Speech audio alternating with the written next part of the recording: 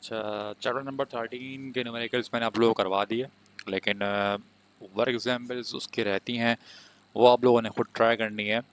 असल में जो बुक के पीछे के न्यूमेरिकल्स होते हैं वही कॉन्सेप्ट यूज़ होता है वर्क एग्जाम्पल्स में। ठीक है, तो पहले आप लोगों ने ये जो लेक्चर है ये कंप्लीट करना है, उसके बाद वर्क एग्जाम्पल्स देखनी है, वर्क एग्जाम्पल्स को सॉल्व करना है। कोई प्रॉब्लम हो तो मुझसे पूछनी है, लेकिन मैं जो है वो एक वीडियो रख भी दूंगा यूट्यूब से निकाल के पोर्टल पे, ताकि अगर आप लोग को कोई प्रॉब्लम हो तो आप उससे जो है वो देख सकते हो सोल्यूशन को। लेकिन पहली प्रायोरिटी आप लोग यही होनी चाहिए कि आप लोग बगैर देखे सॉल्व करो खुद से, ताकि आप लोगों में कॉन्फिडेंस आए। ठीक है, अब बढ़ते हैं चैप्टर नंबर 14 के न्यूमेरिकल की तरफ। और ये न्यूमेरिकल्स भी काफ़ी इंपॉर्टेंट हैं, पेपर में न्यूमेरिकल्स आते हैं। अच्छा, वर्क एग्जाम्पल्स भी पेपर में आती हैं, तो उसको भी आप लोगों ने अच्छे से करना है। मेरा टारगेट जो होता है वो बुक के पीछे के न्यूमेरिकल्स जो होते हैं, क्योंकि वो थोड़े ट्रिकी होते हैं और उनका सोल्यूशन नहीं दिया हुआ था, तो वो मैं आप लोगों को करवा रहा हूँ। ठीक है, ये करने के बाद जो है वो आप एग्जाम्पल आराम से कर सकते हो क्या, क्योंकि उसमें जो है वो सोल्यूशन भी दिया होता है, आपको आइडिया हो जाता है देख के ही। ठीक है, स्टार्ट करते हैं।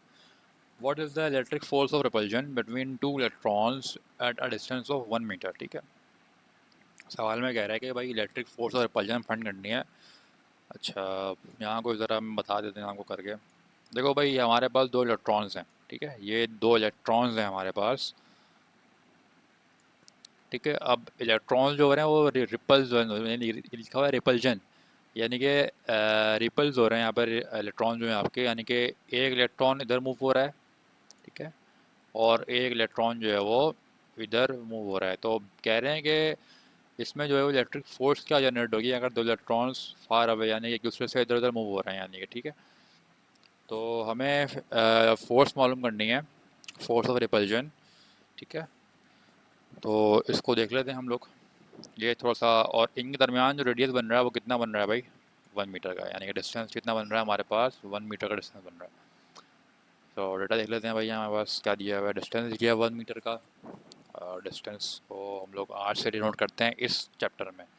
ठीक है, ये बात आप लिख लेना कि चैप्टर नंबर 14 इलेक्ट्रोस्टैटिक्स, इसमें हम लोग डिस्टेंस को किससे डिनोट करेंगे, आर से। ठीक है, बेसिकली ये रेडियस है, एक तरह से रेडियस डिस्टेंस एक तरह से बात एक ही है। डिस्टेंस हमें दे दिया है 1 मीटर। ठीक है, और कह रहे हैं कि चार्ज ऑन इलेक्ट्रॉन, यानी कि जो चार्ज है इलेक्ट्रॉन पे, ये पेपर में दिया होगा। ठीक है, इलेक्ट्रॉन पर चार्ज होते हैं, और इस वाले न्यूमेरिकल्स में जो है वो चार्ज आप लोगों को नहीं दिए हुए, तो आप लोगों ने जो है इसकी वैल्यू याद होनी चाहिए, वैसे पेपर में दिया होता है। ठीक है, Q1 बराबर होता है Q2, यानी कि दो चार्ज एक दूसरे के बराबर हैं। ठीक है, इनकी वैल्यू कितनी है, 1.6 एक्सपोनेंट माइनस 19 कूलम। ये कैपिटल C लिखा हुआ है, इसका मतलब कूलम। ठीक है, COLOUMB। ठीक है, फोर्स ऑफ रिपल्जन हमें दी हुई है कितनी, नहीं दी हुई, मालूम करनी है हमें। ठीक है, तो देखते हैं इसका सोल्यूशन। क्या कहा मैंने, डेटा को दोबारा देख लेते हैं ज़रा सा। डिस्टेंस हमें 1 मीटर दिया हुआ है, यानी कि आर हमें 1 मीटर दिया हुआ है। ठीक है, चार्ज ऑन इलेक्ट्रॉन, इलेक्ट्रॉन पर जो चार्ज होता है वो क्वेश्चन में अक्सर दिया हुआ भी होता है, और अगर नहीं दिया हुआ हो तो कांस्टेंट भी होता है इनका। ठीक है, एक अजम्पशन भी होती है, वो ये होती है कि भाई आपने चार्ज लेना है 1.6 एक्सपोनेंट माइनस 19 कूलम। ठीक है, और Q1 बराबर होगा Q2 के। ठीक है, Q1 Q2 के बराबर होता है। ठीक है भाई, फोर्स ऑफ रिपल्जन हमने फाइंड करनी है इस सवाल में according to Coulomb's law. Chapter 14 हम लोगों ने पढ़ लिया आई थिंक। तो कूलम्स लॉ आप लोग यहाँ लगाओगे। कूलम्स लॉ क्या होता है, F is equals to K constant Q1 Q2 upon R square. ठीक है, जस्ट वैल्यूज पुट करनी है। के की जो कांस्टेंट वैल्यू होती है वो होती है 9 एक्सपोनेंट 9। ठीक है, के की हमारे पास जो कांस्टेंट वैल्यू होती है वो होती है 9 एक्सपोनेंट 9। ये डेटा में लिख लेना। ठीक है, याद रख लो, अच्छी बात है, लेकिन क्वेश्चन में दी हुई होती है। ठीक है, 9 एक्सपोनेंट 9 मल्टीप्लाइड बाय Q1 की वैल्यू क्या है भाई, Q1 की वैल्यू 1.6 एक्सपोनेंट माइनस 19, या Q1 की वैल्यू हो गई, Q2 की वैल्यू क्या है 1.6 एक्सपोनेंट माइनस 19 आर स्क्वायर, यानी कि डिस्टेंस 1 मीटर, 1 का स्क्वायर है। ठीक है, तो एक्सपोनेंट सारे के साथ सॉल्व कर लो, और जो न्यूमेरिक वैल्यूज है उनके साथ सॉल्व कर लो सारी। 9 multiplied by 1.6 multiply 1.6 multiply by 10 की पावर 9। ठीक है, मल्टीप्लाई बाय 10 की पावर माइनस 19 और मल्टीप्लाई बाय 10 की पावर माइनस 19। ठीक है, ये सारे एक्सपोनेंट मैंने साथ लिख दिए। अच्छा जी, अब क्या करेंगे, इसको जो न्यूमेरिक वैल्यूज हैं इनको मल्टीप्लाई करा दो सिंपल सिंपल आपस में। 9 मल्टीप्लाई 1.6 मल्टीप्लाई 1.6, इसका आंसर आएगा 23.04। और सारे एक्सपोनेंट जो हैं आप देख सकते हो कि इनकी बेसिस जो है वो सेम है। जब भी बेसिस सेम होती हैं उनकी पावर्स ऐड हो जाती हैं। 9 -9 और -9, ठीक है, ये पावर्स जो हैं आपस में ऐड हो गई हैं। सही है। अब आप लोगों के जहन में ये सवाल शायद आए कि यार आपने तो कहा पावर्स ऐड हो जाएंगे तो यहाँ माइनस क्यों हो रही है। तो देखो यार, ये बहुत अच्छी वाली बात है, बता देता हूँ आप लोगों को। देखो 9 मैंने कहा पावर ऐड हो जाती है, ठीक है, ये 9 लिख दिया मैंने यहाँ पे। 9 प्लस, अब पावर ऐड हो रही है, -19 है तो इसके साथ -19 है तो माइनस साइन आया, -19, फिर प्लस, ठीक है, और उसके बाद यहाँ पर देते हैं माइनस का 19, ठीक है, ये माइनस है। अब मुझे बताओ कि ये ऐसी रहा, बेस 10 ऐसी रही, प्लस माइनस -19, ठीक है, ये प्लस और ये माइनस क्या हो जाएगा, -19, ठीक है। अब समझ में आया आप लोगों को किस तरह से माइनस हुआ है ये। तो आपस में सारे इस तरह से ये माइनस हुए हैं, ठीक है। प्लस साइन तो बीच में आएगा, लेकिन जब इनके साइन माइनस हैं तो वो साइन नेगेटिव बना देंगे इनको। सही है भाई। जब भी बेस सेम होती है तो पावर्स ऐड हो जाती है उनकी, ठीक है, ऐड तो हो गई, लेकिन जो इनके साइंस हैं माइनस, उन साइंस ने इनको माइनस बना दिया। सही है। तो 23.04 एक्सपोनेंट -29, इनको प्लस कर दो, सम कर दो आपस में, तो -29 आ गया न्यूटन, ठीक है। लेकिन देखो ये आंसर भी ठीक है, लेकिन आप बोलोगे यार पॉइंट जो है वो हमेशा जो है कहाँ होना चाहिए भाई, पॉइंट हमेशा होना चाहिए फर्स्ट डिजिट के बाद। तो पॉइंट अभी यहाँ पर है, तो पॉइंट को अगर आपने यहाँ मूव करवाना तो क्या करोगे भाई, पता है ना आप लोगों को अच्छे तरीके से।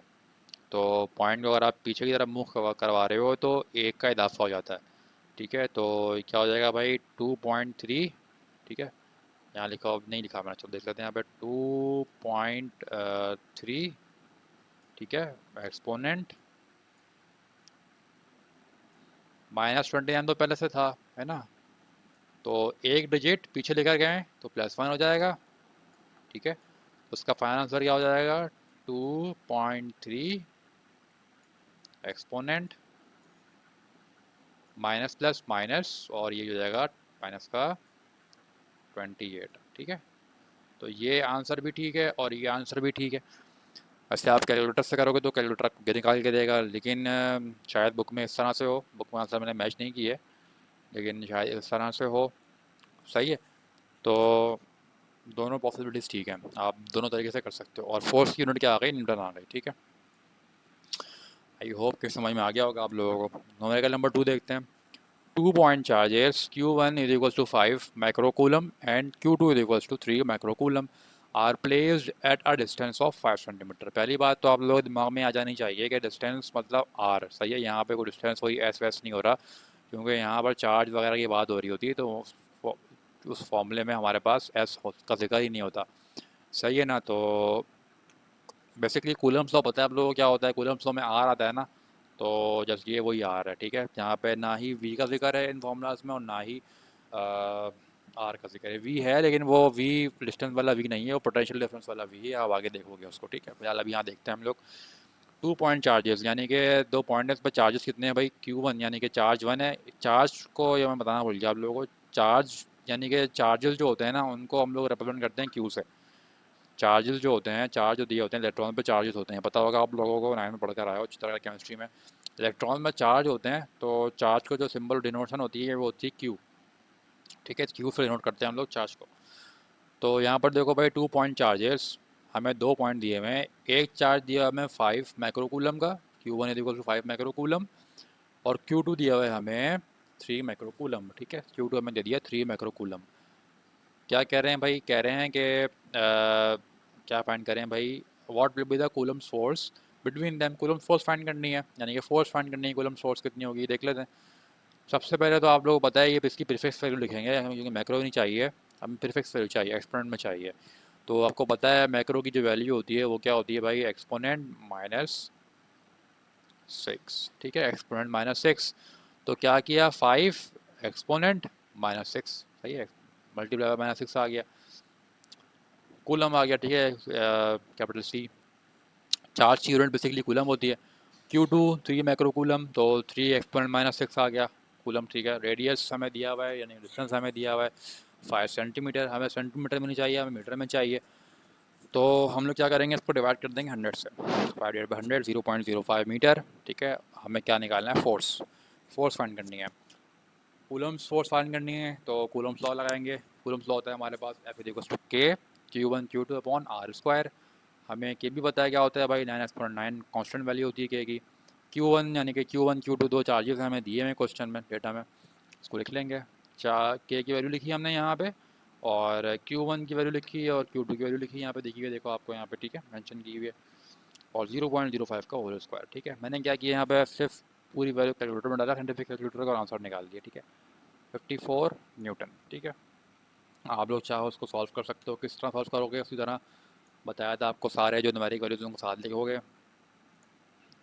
9 × 5 × 3, ठीक है, और सारे एक्सपोनेंट साथ कर दोगे, बेस सेम करोगे, पावर ऐड कर दोगे, और उसका नीचे का स्क्वायर लोगे। स्टेप में दिखाना चाहो स्टेप में दिखा सकते हो, और अगर वन स्टेप में आंसर दिखाना चाहते हो तो वो भी कर सकते हो साइंटिफिक कैलकुलेटर की हेल्प से, ठीक है। दोनों मेथड आने चाहिए आप लोगों को। चलो जी आगे बढ़ते हैं, क्वेश्चन नंबर 3 देखते हैं। 2 microcoulomb charge is placed in the field of 3.42 exponent 11 Newton पर कूलम, ठीक है। What will be the force on it. क्या दिया हुआ है भाई, एक चार्ज दिया हुआ है हमें, ठीक है, एक चार्ज दिया हुआ है, is placed in the field of 3.42 exponent minus 11, sorry 11 Newton coulomb, Newton पर कूलम, ठीक है। फील्ड दी हुई है, तो जब भी आप इन क्वेश्चंस में फील्ड का जिक्र सुनो, फील्ड का वर्ड देखो, तो वहाँ पर बात होती है असल में इलेक्ट्रिक फील्ड की या इलेक्ट्रिक इंटेंसिटी की, ठीक है। फील्ड फॉर इलेक्ट्रिक फील्ड, ठीक है। फील्ड का मतलब क्या है भाई, इलेक्ट्रिक फील्ड दी हुई है आपको, या इलेक्ट्रिक इंटेंसिटी दी हुई है, बात एक ही है। क्या कह रहे हैं आपको, इलेक्ट्रिक इंटेंसिटी आपको दी हुई है 3.42 एक्सपोनेंट 11 न्यूटन पर कूलम।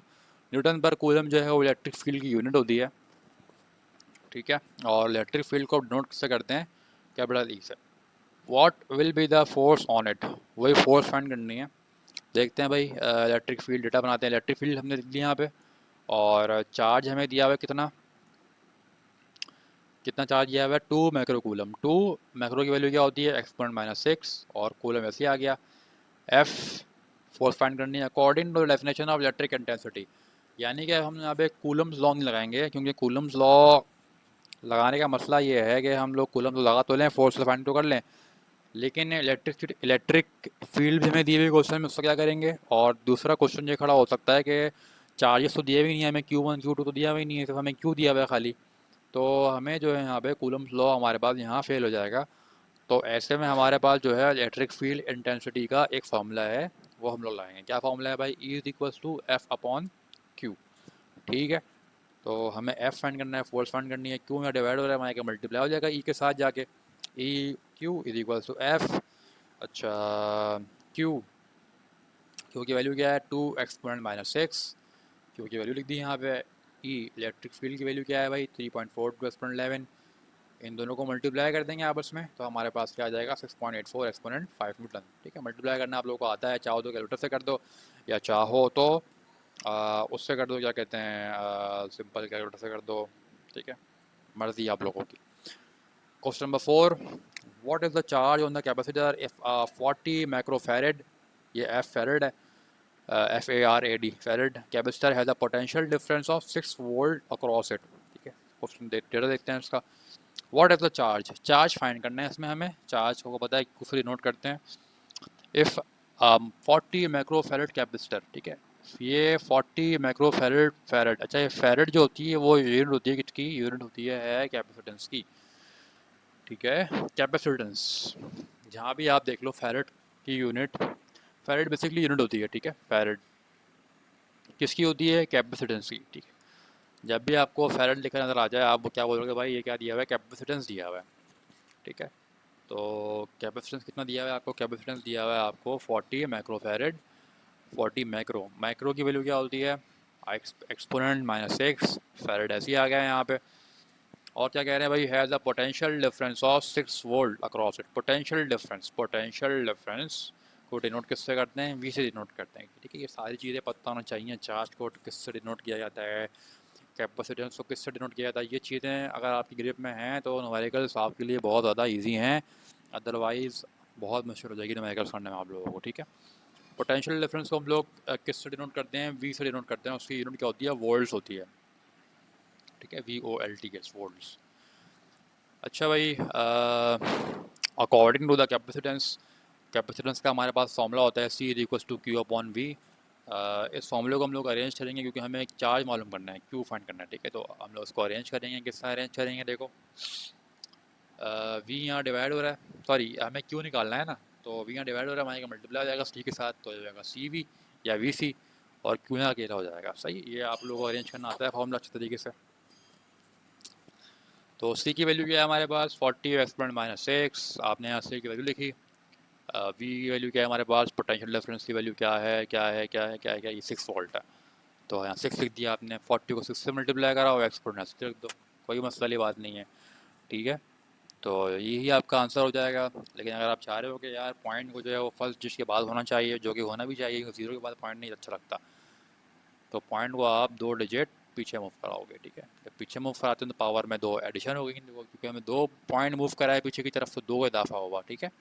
वहाँ 1 मूव कराया तो 1 का इजाफा हुआ था, यहाँ 2 मूव कराया तो यहाँ पे 2 का इजाफा हुआ, ठीक है। तो क्या हो गया भाई, ये हो गया 2.40 मल्टीप्लाई बाय 10 की पावर -6+2, इसको सम करेंगे तो ये हो जाएगा -4 कूलम, ठीक है। चार्ज की यूनिट क्या होती है, कूलम आ गई, ठीक है भाई। तो ये हमारा कंप्लीट हुआ क्वेश्चन नंबर 4।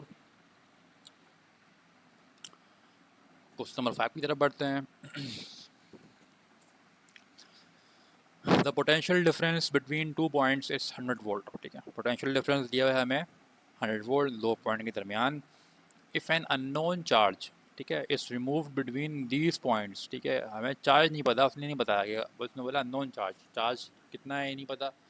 इस मूव बिटवीन दीज पॉइंट्स का मतलब चार्ज फाइंड करना है हमें। The amount of work done is 500 joules. अब इसमें नया वर्ड आ गया भाई, वर्क डन का, ठीक है भाई, कितना काम हुआ है उन चार्जेस पे, कितना काम हुआ है भाई, 500 जूल्स, 500 जूल्स काम हुआ है। फाइंड अमाउंट ऑफ चार्ज, हमें अमाउंट ऑफ चार्ज फाइंड करना है, जब ये चार्ज कितना अप्लाई हुआ है, ठीक है। According to the potential difference, potential difference का हमारे पास ये फार्मूला होता है V=W/Q, ठीक है। तो W क्या हमारे पास वर्क डन है और Q क्या हमारे पास चार्ज है।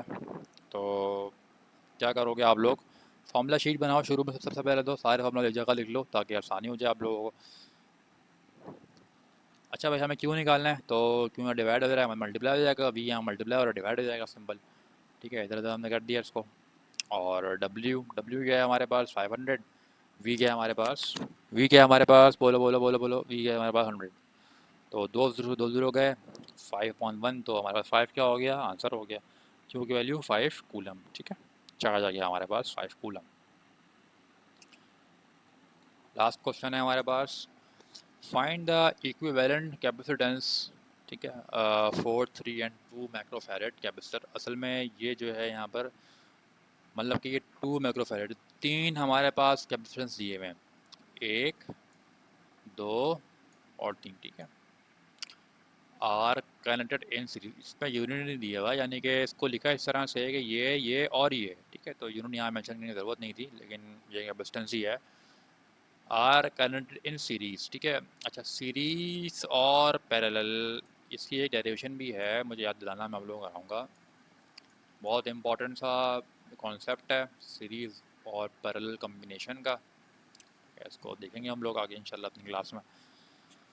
अच्छा भाई, सीरीज़ में जो है वो कनेक्टेड हैं, डेटा बनाते हैं, C1 यानी कैपेसिटेंस 1 दिया हुआ है आपको 4 माइक्रोफैरड, C2 आपको दिया हुआ है 3 माइक्रोफैरड और C3 आपको दिया हुआ है 2 माइक्रोफैरड, ठीक है। कह रहे हैं कि are connected in series, find the equivalent capacitance, total capacitance find कर रहे हैं, टोटल कैपेसिटेंस यानी कि टोटल कैपेसिटेंस, इस तरह भी लिख सकते हो, ठीक है। टोटल C, उसके नीचे लिख दो टोटल, ठीक है, C के नीचे टोटल, ठीक है। कैपेसिटेंस, इक्विवेलेंट कैपेसिटेंस फाइंड करनी है हमें कि भाई इस सर्किट पे इक्विवेलेंट कैपेसिटेंस क्या होगी, अगर हमें बस C1 इतना दिया है, C2 इतना दिया हुआ है, C3 इतना दिया हुआ है, ठीक है। देख लेते हैं। सीरीज कॉम्बिनेशन का जो फार्मूला है वो ये है, 1/c is equals to 1/c1 plus 1/c2 plus 1/c3। ये सीरीज़ का हमारे पास फॉर्मूला है। फॉर्मूला लगाएंगे सिंपल हमने सीरीज़ का, ठीक है। पैरेलल का अलग फॉर्मूला है, वो शायद इसमें नहीं है, वो एग्जाम्पल में दिया होगा लाजमी। तो फॉर्मूला लगाओ simple, 1/c is equals to 1/c1, c1 की वैल्यू क्या है 4, प्लस 1/c2, c2 की वैल्यू क्या है 3, c3 की वैल्यू क्या है 2, 1/2, 1/3, 1/4, सही है। और इसको क्या करेंगे भाई, अच्छा यहाँ पर क्या हुआ, तीन फ्रैक्शंस, ठीक है, और तीन फ्रैक्शंस वाली चीज़ें हैं यहाँ पे, तो यहाँ पर तो क्रॉस मल्टीप्लिकेशन आप लोगों के लिए कन्फ्यूजन हो जाएगी। तो इसकी भी एक ट्रिक है, तो सा सॉल्व करके बताना पड़ेगा आप लोगों को, इंशाल्लाह समझ में आ जाएगा। अच्छा भाई देखो क्या फ्रैक्शन ये 1/4 प्लस 1/3 प्लस 1/2, ठीक है। अब ज़रा गौर से देखना यहाँ पे, मुझे क्या करना है, मुझे ये करना है कि मैं जो है वो डिनोमिनेटर को मैं किसी ऐसे नंबर से मल्टीप्लाई कर रहा हूँ, तीनों डिनोमिनेटर को, कि वो सेम हो जाएं। यानी कि मैं 2 को ऐसे नंबर से मल्टीप्लाई कर रहा हूँ, ठीक है, और यानी कि हमें डिनोमिनेटर सेम करना है, ठीक है, डिनोमिनेटर को हमें सेम करना है। समझ रहे हो बात को, बस अभी इतना समझो कि हमें डिनोमिनेटर आया हुआ है नीचे, इसको हमें सेम करना है। जब सेम होगा तो ऊपर वाली वैल्यूज खुद प्लस हो जाएंगी आपस में, ठीक है। सेम किस तरह होगा देख लो। सेम करने के लिए क्या करूँगा मैं, सेम करने के लिए मैं ऐसे नंबर से मल्टीप्लाई कराऊंगा। फॉर एग्जाम्पल अगर मैं इस 2 को 6 से मल्टीप्लाई कराता हूँ, ठीक है, 2 को अगर मैं 6 से मल्टीप्लाई कराया तो क्या हो जाएगा 12, ठीक है, यानी यहाँ पे 12 आ गया।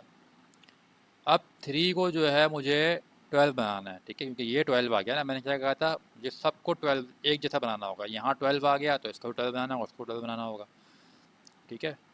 तो 3 को जो है क्या करूँगा, 3 को क्या करूँगा, 3 को क्या करूँगा, 3 को क्या करूँगा, 4 से मल्टीप्लाई कर दूँगा सिंपल, ये हो जाएगा 12, ठीक है। और 4 को जो है वो मैं किससे मल्टीप्लाई कर दूंगा, 3 से मल्टीप्लाई कर दूंगा, तो ये भी हो जाएगा 12, 2 6 12, 3 4 12 और 4 3 12, ठीक है। समझ में आई बात आप लोगों को, इजी सी बात है, सेम बनाना है हमें, सही है। तो क्या करेंगे भाई, जब नीचे हमने 2 को 6 से मल्टीप्लाई कराया तो क्या हो गया 12 हो गया। अब नीचे जब 6 से मल्टीप्लाई कराया है तो ऊपर भी किससे मल्टीप्लाई कराना पड़ेगा, 6 से मल्टीप्लाई कराना पड़ेगा, ऊपर वाले नंबर को, यानी कि 1 है, 1 6 ज़ा 1, सॉरी 1 6 ज़ा 6, ठीक है 1 6 ज़ा 6 आ गया, ठीक है।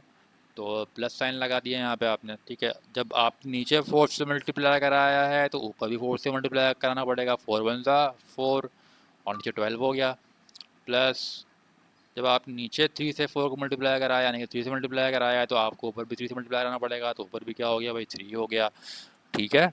3 1 ज़ा 3, तो ये हो जाएगा 3/12 प्लस 4/12, ठीक है।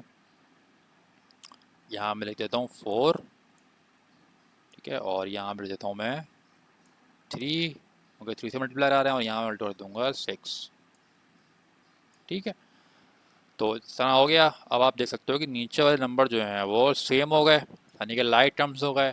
जब फ्रैक्शंस में आप एलसीएम लेते हो तो नीचे वाले नंबर्स देखो, डिनोमिनेटर सारे सेम है, इनको एक मरतबा लिख देते हैं हम लोग, ठीक है, चीज़ें पता है आप लोगों को। और ऊपर वाले नंबर जो हैं आपस में प्लस हो जाते हैं, 3 + 4 + 6, ठीक है। तो जब इनको प्लस करोगे आपस में 3 + 4 + 6, तो क्या होगा भाई 6 4 10, 10 3 13 और डिवाइड बाय 12। अब देखो हमें इक्विवेलेंट कैपेसिटेंस चाहिए सी, यहाँ तो 1/c है। तो अभी आपको याद होगा जब हम चैप्टर नंबर 13 पढ़े थे तो उसमें क्या था, सी निकालने क्या करते थे भाई, रेसिप्रोकल कर देते थे, तो ये ऊपर चले जाएगा। अब ये ऊपर जाएगा तो ये भी ऊपर जाएगा, जारी बात है, कर पलट जाएगा, सी ऊपर चला जाएगा, रेसिप्रोकल हो जाएगा, और 1 जो है वो नीचे आ जाएगा, ठीक है। तो जब यहाँ हमने रेसिप्रोकल किया तो इधर भी रेसिप्रोकल होगा, 30 नीचे आ जाएगा, 12 ऊपर चले जाएगा, ठीक है। तो ये काम यहाँ पे हो गया। 12 डिवाइड बाई 30 हमने किया तो हमारे पास आंसर आया 0.92 माइक्रोफैरड, ठीक है, माइक्रोफैरड। अब आपके जहन में एक सवाल ये आएगा, दो सवाल आ सकते हैं, ठीक है।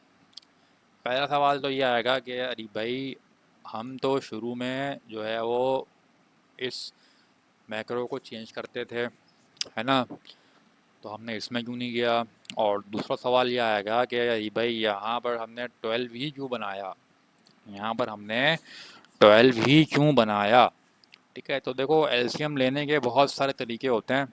ये मुझे एक तरीका याद था 3/3 का, 3 एलसीएम लेने का, तो मैंने आपको सिखा दिया। इसके और भी सारे मेथड्स हैं, वीडियो लंबी हो जाएगी तो इसलिए जो है वो मैं आप लोगों को बता नहीं सकता अभी यहाँ पे। और जब आप इसके न्यूमेरिकल्स करोगे सॉल्व तो इसके 2-3 ट्रिक्स जो आप लोगों को बता दूंगा मैं, ताकि आप लोगों को एलसीएम लेने में आसानी हो। लेकिन आसान सबसे यही है कि इनको सेम बना दो और ऊपर वाले नंबर को प्लस करवा दो, सही है। आप लोग एक काम करना, इसको सेम बनाना, किसी और से इसके बजाय किसी और से मल्टीप्लाई कर देना। यानी कि अगर यहाँ चलो देख लेते हैं अभी, अगर मैं उसको 5 से मल्टीप्लाई कराऊँ, 2 5 10, ठीक है। तो इसको 3 को मैं किसी ऐसे नंबर से मल्टीप्लाई नहीं कर सकता जिससे वो 10 हो जाए। यानी कि किसी भी नंबर को मैं 3 से मल्टीप्लाई कर दूँ उसका आंसर 10 नहीं आएगा, तो यहाँ फंस जाऊँगा मैं, है ना। अगर मैं 4 से करता हूँ उसको, 2 4 8, तो फिर दोबारा अगेन इसको तो हो जाएगा, ये भी इवन नंबर, ये भी इवन नंबर है, और में फंस जाओगे यहाँ पे आके। तो 3 को मैं दुनिया के किसी भी ऐसे नंबर से मल्टीप्लाई कर दूंगा तो फिर भी मेरे पास 8 नहीं आएगा, है ना भाई।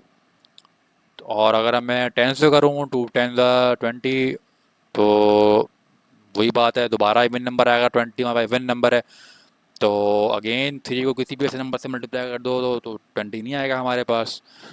तो यहाँ पे हम लोग फंस जाएंगे। तो यहाँ पर हमने क्या लिया भाई, 12 लिया, क्योंकि 12 जो है वो 2 के टेबल में भी आता है, 3 के टेबल में भी आता है और 4 के टेबल में भी आता है, ठीक है। कॉमन नंबर लिया। आप भी कर सकते हो, किसी ऐसे नंबर को ले लो जो 2 में भी आता हो, 3 में भी आता हो, 4 में भी आता हो, ठीक है। तो एक बात का कुछ जवाब तो मैंने दे दिया इसमें। अब पहली सवाल क्या था, पहला सवाल ये था कि मैक्रो को हमने चेंज क्यों नहीं किया। हमने इसलिए चेंज नहीं किया क्योंकि हमारे पास जो है इस क्वेश्चन में सारी जो यूनिट्स हैं वो मैक्रो की हैं, ठीक है। कोई दूसरी यूनिट हमारे पास यहाँ नहीं मौजूद। सारी की सारी यूनिट्स कौन सी हैं, मैक्रो मैक्रो की हैं। तो हमें इसमें इसको कन्वर्ट करने की ज़रूरत नहीं है, ठीक है। हमें इसको कन्वर्ट करने की ज़रूरत नहीं, क्योंकि ये ऑलरेडी सारी मैक्रो में, तो हमारा आंसर भी मैक्रो में आ जाएगा। हाँ, अगर यहाँ मैक्रो होता और यहाँ पर जो है वो डायोप्टर भी आ जाता और सेंटीमीटर भी आ जाता तो फिर हमारे लिए मसला हो जाता कि यार हमें इसको कन्वर्ट करना पड़ता। लेकिन हमारे पास क्या है भाई, एक तो कैपेसिटेंस की यूनिट ही माइक्रो फैरड होती है, फैरड होती है, ठीक है। ऑलरेडी फैरड में है ये। और मैक्रो को जिस जगह हमने इस वजह से चेंज नहीं किया क्योंकि सारी वैल्यूज जो हैं वो मैक्रो की हैं, ठीक है। अगर आप कोई ऐसा क्वेश्चन कर रहे हो मैथ्स फिजिक्स में सॉरी, जिसमें सारे जो यूनिट्स हैं वो एक जैसे हैं, फिर आपको कन्वर्ट करने की ज़रूरत नहीं पड़ती, ठीक है। तो आंसर जो है वो उसमें चल जाता है, ठीक है। सही है भाई। तो हमारा जो कैपेसिटेंस है, कितना आंसर आया उसका, 0.92 माइक्रो फैरड, ठीक है। तो आप लोगों ने इन न्यूमेरिकल्स की अच्छे से प्रैक्टिस करनी है, और जो भी डाउट हो, जो भी क्वेरी हो आप लोगों की मुझसे पूछनी है, ठीक है। आप चाहो तो मैसेज करके पूछ सकते हो, फिजिक्स की क्लास में पूछ सकते हो, सही है। और वर्क एग्जाम्पल को आप लोगों ने खुद से ट्राई करना है, ठीक है, ताकि आप लोगों को जो भी डाउट्स वगैरह हों उससे वक्त क्लियर हो जाए, सही है भाई।